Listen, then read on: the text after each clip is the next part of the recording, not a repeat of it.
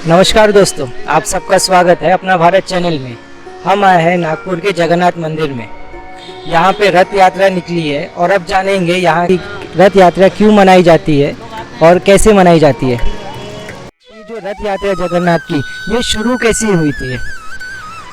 ये तो शुरू किए थे ब्रह्मा ने बहुत पहले। कलयुग द्वापर युग समर खत्म हो गया, कृष्ण जी का देहांत हो गया, कृष्ण भगवान का। तो कलयुग आ रहा है, नया युग। सत्य, त्रेता, द्वापर, कली 4 युग होता है। कलयुग में विष्णु पालनहार है, वो सबको पालन करते हैं। कौन से रूप में आएंगे ये किसी को पता नहीं था। अभी श्री कृष्ण जो है वो पूर्ण ब्रह्म थे। सबर ने उनको तीर मारा, उनका देहांत हो गया, पांडव को जला दिया।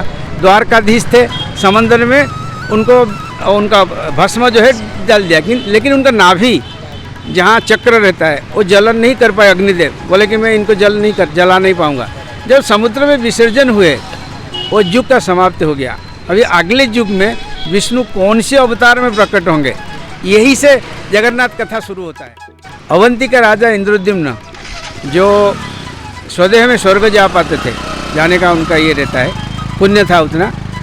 उन्होंने बोले मैं तो इंसान करके पैदा हुआ हूँ, मरने से पहले चर्म चक्षु में जो ये जलने वाला शरीर है, सबका जलने वाला है, कृष्ण भगवान का भी जला, वो खत्म होने से पहले मैं अपने आँख में विष्णु को देखना चाहता हूँ। तो उनको सपने में कृष्ण आए, बड़े अच्छा है, बांसुरी बजाते हैं, नींद खुल जाता है, लेकिन दिखते नहीं है कहाँ है। बार बार ऐसे हुआ उनका सपना। वो बहुत बड़ा सम्राट थे, अवंती का राजा, उज्जैन जो भी है। विक्रमादित्य उन्हीं का जनरेशन होंगे, और उनसे पहले का है। विक्रमादित्य राजा उन्हीं के जनरेशन से होंगे कोई एक। तो उनको सपने मेरे को ढूंढो। राजा इंद्रद्युम्न को भगवान ने बोले, कृष्ण ने, मेरे को ढूंढो, मैं कहाँ हूँ। एक छोटा बंसुरी बजा कर आता है। तो पूरा पश्चिम उत्तर दक्षिण चारों दिशा में उन्होंने लोग भेजे कि मेरे को कहाँ तो भगवान है, ढूंढ कर निकालो। अभी तीनों दिशा से लोग वापस आ गए। एक पूर्व दिशा में जहाँ अभी बंगोपसागर है, जहाँ उड़ीसा नीलाचल धाम है, वहाँ एक नीलाचल पर्वत था, एक माउंटेन बहुत बड़ा। उसी दिशा में 2 लोग गए थे। उनका एक सेनापति क्षत्रिय और एक ब्राह्मण विद्यापति जो राजा का अति विश्वस्त था। ये दोनों उधर गए थे। सब लोग वापस आए, वो दोनों वापस नहीं आए। जगन्नाथ कथा वहीं से शुरू होता है। वो दोनों घूम कर उत्कल प्रदेश में पहुँचे। उस टाइम उसका नाम उत्कल नहीं था, नीलाचल था। नीलाचल एक पर्वत था, नीलगिरी करके पर्वत नीलाचल था। उसमें सबर संप्रदाय के लोग रहते हैं, जो हम आजकल बोलते हैं ना अछूत। जगन्नाथ जी के में अछूत नहीं है, इसीलिए उसका व्याख्या वही से शुरू होता है। वहाँ के सबर थे, सरदार, उनका काबिला। उनका एक लड़की थी, वो लड़की नदी में स्नान कर रही थी, बह जा रही थी। ये जो ब्राह्मण और क्षत्रिय दोनों गए थे, सेनापति और ये, वो दोनों उधर स्नान करने आए थे। तो उसको बचा लिए, उस लड़की को। उनको पता नहीं था ये कौन है, किधर जा रहा है, बचा लिए। जब बचा कर ले आए, उसने और लड़की ने बोला तुम मेरे स्वामी हो। अरे क्यों? अरे भाई तुम मर रहे थे, मैं तुमको बचाया। नहीं, हमारा इसे नियम है, अगर लड़की को किसी ने छू लिया वो उसी का ही दास बन जाता है, उसी का ही पति बनेगा और किसी से शादी नहीं कर सकता। बोले ये तो दूसरा काम में आए हैं भगवान को ढूंढने के लिए। बोले ऐसे कुछ नहीं कर सकता, वे ऐसे नहीं। उसको बाप जो सरदार था, विश्वावसु उसका नाम है, उसको आकर पकड़ कर ले गए। तुमको यहाँ बंदी करके रखा गया, जब तक तुम शादी नहीं करते तुम यहाँ से नहीं जा सकते। अब ये हुआ रहा विद्यापति, उसका नाम है। उसको हर दिन अच्छा सुगंध आने लगा। वो जो उसका लड़की का फादर जो सरदार है काबिला का, वो जो जाता है, कहाँ से आता है, उसको शरीर में अच्छा सुगंध निकलता है। उसको लगा इतना अच्छा सुगंध कहाँ से आ रहा है, ये ईश्वर का सुगंध है, इसकी इंसान के शरीर में सुगंध नहीं आ सकता। तो उसने सूंघने लगा, कुछ तो है। वो आया था ढूंढने के लिए भगवान, उसको लगा कि कुछ तो इधर भगवान है। तो उसने पूछा ये कहाँ जाते हैं आप, क्या करते हैं? बोले नहीं तुमको क्या लेना देना, मैं कहाँ जाता हूँ। क्योंकि जगन्नाथ जो आजकल बोलते हैं अछूत, अछूत ने ही उनको पहले वो उनको कृपा किए थे। वो सबर कहीं मिले थे, उनका नाम था नीलमाधव। और नीलाचल जो पर्वत है उसी में थे, गुफा में। वही उन्होंने भगवान ने, नीलमाधव ने, उन्हीं को प्रसन्न हुआ था। और सबर को, एसटी को, वही उनको पूजा करता था। कोई ब्राह्मण कुछ नहीं थे, उन्हीं के प्रजा से वो संतुष्ट थे। हाँ, तो ये विद्यापति और यही चीज़ को ढूंढने के लिए मेरे को निकालो करके कृष्ण ने बोले थे इंद्रद्युम्न को, मैं हूँ, कहाँ हूँ, मेरे को ढूंढ कर निकालो। ये उसको पता चला नहीं यही तो कुछ तो है, तो उसका पीछे पड़ा, मेरे को दिखाओ, मेरे को जानता है। तो माना नहीं सरदार, क्योंकि वो जानता है, वो किसी को नहीं बताया, उनका लड़की को भी पता नहीं था। तो इसने सोचा मैं इसका लड़की को शादी कर लेता हूँ मेरे को ये लोग बोल रहे थे अभी इसी बहाने शायद मिल जाएंगे दर्शन, तो उसने शादी कर लिया। जब शादी कर लिया जवाई बन गया। जवाई को नारायण का रूप मानते हैं। हाँ, भांजा और जवाई ये दोनों सबसे सम्मान्य पूज्य लोग होते हैं। तो नारायण जो मांगता है ससुर को देना पड़ता है। हाँ, जवाई जो मांगता है, ये विधि है, हिंदू शास्त्र में ये नियम है। जैसे शादी कर गया, उसने बोला मेरे को जहाँ जाते हो तुम दिखाओ। बोला नहीं मैं दिखा नहीं सकता। उसका ससुर बोला नहीं, तुमने अभी मेरे को लड़की दिया ना, मैं जो मांगूंगा तुमको देना ही पड़ेगा।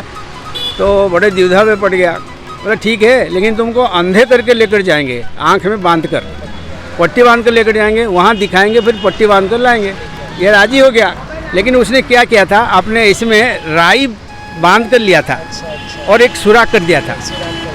राई गिरते गिरते गया, वो गया वहाँ, देखा, आँख खोले, देखा, वापस आया।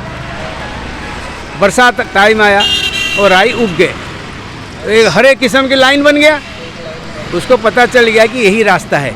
वो छुप के गया, बाहर से देखा कि हाँ इसी गुफा के अंदर में है, मैं जरूर इसी गुफा में अंदर गया था। भाग कर गया उज्जैन राजा के पास। मेरे को मिल गए जगन्नाथ, मेरे को मतलब जगन्नाथ नहीं, मेरे को विष्णु मिल गए, चलिए आप दर्शन करेंगे।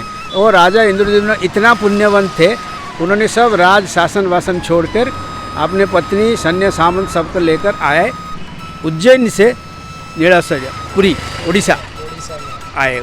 हाँ आए, बोले मेरे को दिखाओ, बड़े खुशी से गए। जब गए वहाँ भगवान नहीं है, अंतर्ध्यान। बोले मैं तुमको देखने के लिए इतना दूर से आया, तुम अंतर्ध्यान हो गए, मेरा क्या गलती हुआ, मैं अभी प्राण त्याग करूँगा। वो खाना पीना छोड़कर ज़मीन में सोए राजा, मैं मरूँगा क्योंकि मैं तुम्हारा नहीं, तुम्हारा मेरे ऊपर कृपा नहीं है, मैं कुछ तो हतभाग्य हूँ, इसलिए तुमको दर्शन नहीं कर पाया। विद्यापति ने देखा, मेरा जो मेरे पास जो काम करता है, सेनापति नहीं देखा, ये विद्यापति ने देखा, सबर देखा, और कोई नहीं देखा। इसलिए जब मरने लगे, खाना पीना छोड़कर नीचे ज़मीन में सोते रहे, तो उनको ऊपर से वाणी हुआ, तुम कल समंदर किनारे जाओ, तुमको जो मिलेगा लेकर आना। वो समंदर किनारे गए, उनको 4 दारू मिले।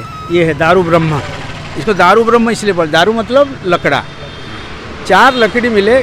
जो लकड़ी का जनरली क्या होता है, कोई झाड़ अगर पानी में गिरता है, उसका पत्ते ऊपर रहता है और जो उसका जड़ है वो नीचे रहता है, लेकिन ये उल्टे थे, जड़ ऊपर है और वो अंदर है। ऐसे 4 दारू मिले उनको, तो अचंभित हो गए। लेकिन आदेश हुआ है जो मिला लेकर आओ, और लेकर आए। पुरी में जो गुंडीचा घर है, जहाँ जाते हैं भगवान, वही जगह में वो निर्मित हुए थे। वो लकड़ा लाकर वहीं रखे थे। राजा इंद्रद्युम्न ने एक मंडप बनाए थे, वहाँ रखे और बोले कि सारे कारीगर को बोले कोई आओ, इसको मूर्ति बनाओ। अभी कौन सा मूर्ति बनेगा, कैसे बनाएंगे, कान कैसे रहेगा, नाक, गणपति बनाएंगे क्या? आप अगर मर गए अंदर जाकर कैसे पता करेंगे? आपको आवाज़ होगा। 15 दिन मेरे को टाइम है, देना है आपको। मैं अंदर जाऊंगा, बंद हो जाएगा कपट। 15 दिन के बाद मैं खुद बाहर आऊँगा, तभी आपको आपका मूर्ति तैयार हो जाएंगे। हो गए 8 दिन तक आवाज़ आ रहा था, ठक ठक ठक ठक कुछ तो। 8 दिन के बाद आवाज़ नहीं आया, बंद हो गया। सारे पात्र मंत्री राजा परेशान, अरे मर तो नहीं गया। आगे इसलिए बोलते हैं स्त्री बुद्धि में, नारी के बुद्धि में सारे अनर्थ होता है। इन्हीं के नाम पे भी वही है। सीता माता के हिसाब से रावण मरा, द्रौपदी के लिए महाभारत हुआ। ऐसे बोला जाता है जगन्नाथ महाप्रभु आधा है, खांडिया, इसको उड़िया में खांडिया बोलते हैं। स्त्री बुद्धि में कौन है? और राजा का रानी गुंडीचा, जो इनका माँ है, जिसका घर वो जाते हैं रथ यात्रा में, आज जो निकले हैं। वो रानी ने आया, राजा को बहुत कोसा, तुम कौन सा राजा हो, इतना बुद्धि ज्ञानी मानते हो, लोग तुमको इतना पूजा करते हैं, तुमको इतना अक्ल नहीं है। एक बुढ़ा आदमी तुमको बोला मैं बना दूंगा, तुमने छोड़ दिया उसको। अभी देखो मर गया ना, अभी तुम्हारा धिक्कार होगा। हाँ हाँ, मर गया, आवाज़ नहीं आ रहा है, अभी तुमको इतना अकल नहीं है। और जब स्त्री बोला राजा क्या करेगा, सबके घर में जो होता है घर में मालकिन है, घर वाली, तो बोले राजा ने दरवाज़ा खोल दिया। जैसे दरवाज़ा खोल दिए, इसी अवतार में ये प्रकट हुए थे। क्या हो रहा था, वो पेंटिंग कर रहे थे। वो जो बने हैं ना, इतना शरीर बनाए थे और चित्र कर रहे थे, तो ये आवाज़ नहीं आया। इनको लगा कि वो तो मर गया ये खोल दिए। तो इसी अवतार में जगन्नाथ महाप्रभु बने। ये फिर रोए, राजा मेरे से बहुत बड़ा भूल हो गया, मैं मरना चाहता हूँ। आप ऐसे कैसे बने, आधा गढ़ा दिए हूँ बोलते हैं उनको, आधा बनाए हुए भगवान, कैसे ऐसे हुआ। तो उनको ऊपर से वाणी आया, मैं इस युग में इसी अवतार में पूजा पाऊँगा। क्यों, ये जो युग है ये कलयुग है जो ख़त्म होने जा रहा है। सत्य त्रेता द्वापर कली, ये युग का विनाश एंड है। इसमें ऐसे ऐसे धर्म अधर्म होगा जो मैं देखने से सह नहीं कर पाऊँगा, इसलिए मेरा हाथ नहीं रहेगा, मैं किसी को मार नहीं पाऊँगा, मेरा पैर नहीं रहूँगा, मैं चलकर किसी के पास नहीं जा पाऊँगा, मैं बैठकर सब देखूँगा। मेरा इसलिए बड़े बड़े दो आँख है, मैं सब देखूँगा, लेकिन मैं खुद कुछ नहीं करूँगा। और मैं इसी रूप में जो प्रकट हुआ हूँ, मानव का जो गुण है, जगन्नाथ जी का सारे काम एक इंसान पैदा से मरने तक जो होता है वही काम